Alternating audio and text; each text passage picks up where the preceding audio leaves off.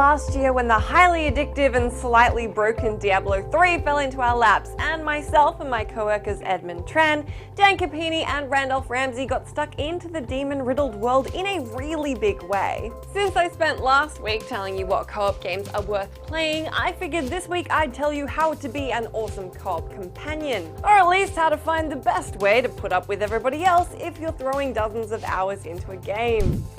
First up are your standard requirements for similarities. These basically whittle down to your playstyle, especially if you're getting stuck into a meaty game like Diablo 3. There's no point pairing up your impatient buddy with the one who hates any corner of the map staying unexplored or barrels sitting uncrushed. As long as there have been video games, there have been those who are keen to blitz through them, and others who savor every meaningless minion kill. And I'm sure you know which of those categories you fall into. To optimize your playing experience, it's probably best to stick with friends who value the same things as you. For example, I found myself frequently left behind while spending 30 minutes optimizing my gear or reconfiguring my stats. Then you've got those people who are really keen on watching every cutscene and talking to every NPC. That's a fine way to play, but it can quickly turn a co-op campaign sour for the gamer who really wants to just plow through to the next objective. Best way to keep everybody happy in that case is to make sure everyone's on the same page with how you're going to play and that nobody gets left behind. Similarities among co-op players are super important, but for many games there's a huge advantage to highlighting your differences.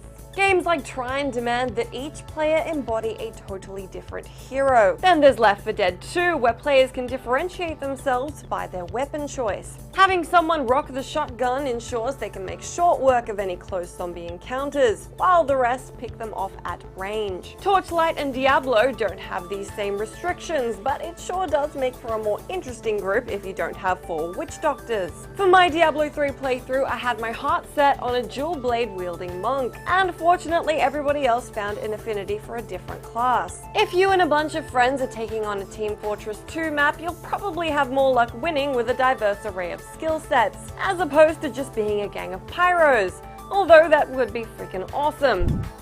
Lastly, and this covers an awful lot of games, is the importance of being a good communicator. Whether you have a Skype setup, a service like Mumble, or some other way to get your voice into somebody else's ear holes, it's a very good way to stay on top of your group campaign. This is hugely important for games like Portal 2 if you need more than just a timer and a "hey look over there" button. Valve was unfortunately unable to find the time to implement the "stop what you're trying, it's stupid, and move to the other side of the map, you dolt" button. FPS games like Borderlands 2 and Halo are always better when you can keep lines of communication open, since they're generally very fast-paced. When standard voice commands and high fives won't cut it, a direct way to tell your buddy to haul ass to the front line is superbly useful.